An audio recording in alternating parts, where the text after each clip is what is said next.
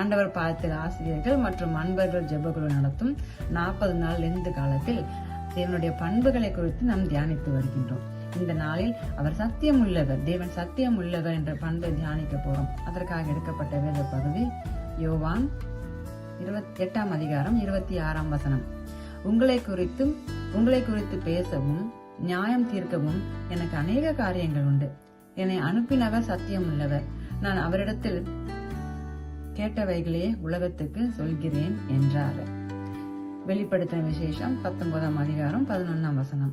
பின்பு பரலோகம் திறந்திருக்க கண்டேன். இதோ ஒரு வெள்ளை குதிரை காணப்பட்டது. அதன் மேல் ஏறியிருந்தவர் உண்மையும் சத்தியம் உள்ளவர் எனப்பட்டவர். உண்மையும் சத்தியம் உள்ளவர் எனப்பட்டவர். அவர் நீதியாய் நியாயம் தீர்த்து யுத்தம் பண்ணுகிறார். ஹல்லேலூயா. நம் தேவன் சத்தியம் உள்ளவர். ஆமென். அவர் வாக்கு பண்ணவர், ஒரு நாளும் வாக்கு மாறாதவர். அவரோட சித்தத்துக்கு ஒப்பு கொடுத்து, ஏசப்பா உங்க சித்தம் போல் நீங்க நடத்துங்கப்பா அப்படின்னு ஒப்பு கொடுத்து நடக்கும்போது வாக்கு பண்ண தேவன் வாக்கு மாறாதவராக நம்மளுடைய எண்ணப்படி கிடையாது, அவரோட சித்தத்தின்படி நடத்தும் போது அது செவ்வையாக வெற்றியாக முடியும். நம்மளுடைய எண்ணம்படி நம்மளுடைய காரியமாக இல்லாதபடி சப்பா உங்க சித்தத்தின்படி நடத்துங்க நம்ம ஒப்பு கொடுக்கும் போது அந்த எண் ரொம்ப பியூட்டிஃபுல்லா இருக்கும். அவர் நடத்துகின்ற பாதை ஒரு நாளும் வாக்கு பண்ண தேவன் வார்த்தையை பிடித்து அது ஒரு பெல்லன் நம்மளுக்கு ஒரு நாளும் எந்த மாதிரி சூழ்நிலையாக இருந்தாலும் வார்த்தையாக லிவிங் வாட்டர் ஜீவ வார்த்தை அதை பிடித்து நம்ம நடக்கும் போது செவ்வையான பாதையில நம்ம கரடு முரடா இருந்தாலும் அந்த வாக்கு கொடுத்திருக்காருல்லவா, அதை பிடித்து நடக்கும் போது ஒரு கிளாரிட்டி, ஒரு நம்பிக்கை, ஒரு பெலன் நமக்கு முன்னேறி செல்வதற்கு அவருடைய வார்த்தை பிடித்து நம்ம நடக்கும் போது சத்தியம் எனக்கு வாக்கு கொடுத்திருக்காரு, அவர் சத்தியம் உள்ளவர், அவர் பொய் சொல்ல மனுஷன் அல்ல, எனக்கு வாக்கு கொடுத்திருக்காரு, அவர் என்ன நடத்துவார் என்று விசுவாசமாக அந்த வாக்கை பிடித்து பைபிள் இருக்க ஒரு வசனமும் ஒரு வார்த்தையும் நம் இருதயத்துல வைத்தவர்களாக எனக்கு இது வாக்கு பண்ணியிருக்காரு, என்னோட குடும்பத்திற்கு என்னுடைய பிள்ளைகளுக்கு வாக்கு பண்ணியிருக்கார் என்று அவருடைய சித்தத்தின்படி, நம்மளுடைய பிளான் கிடையாது, அவருடைய சித்தத்துக்கு ஒப்பு கொடுத்து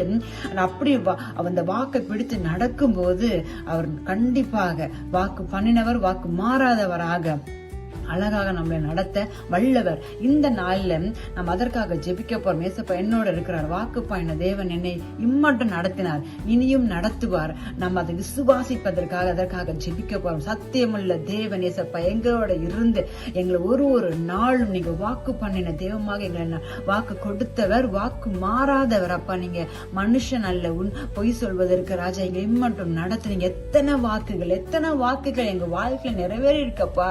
சத்தியம் உள்ள தேவன் எங்களுக்கு இம்மட்டம் நடத்தினீரே, நீங்க இனியும் நடத்த போறீங்க. எங்க பிள்ளைகள், எங்க குடும்பங்கள், எங்க சூழ்நிலைகள் அப்பா எப்படி இருந்தாலும் என் தேவன் எனக்கு வாக்கு கொடுத்திருக்கார், அவர் சத்தியம் உள்ளவர், அவர் சொல்லியிருக்கிறார், அவர் செய்வார் என்று அவர் சித்தத்தின்படி நாங்க கேட்கவும், உங்களோட சித்தத்தின்படி கேட்கவும் இந்த நாளில ஒப்பு கொடுக்கிறோம் அப்பா. விசுவாசத்தோட ஏசப்பா உங்க சித்தத்துக்கு ஒப்பு கொடுக்கணும், நீங்க நடத்துங்க அப்பா, என் பலன் கிடையாது, உங்க கிட்ட ஒப்படைக்க நீங்க நடத்துங்க என்றனால நம்ம ஒப்பு கொடுக்க போறோம். ஏன்னா நம்மளோட இருக்கிற தேவன் சத்தியம் உள்ளவர், அவர் நம்மளோட இருந்து பண்ணின எல்லா வாக்குகளையும் அவர் நிறைவேற்ற வல்லவர்.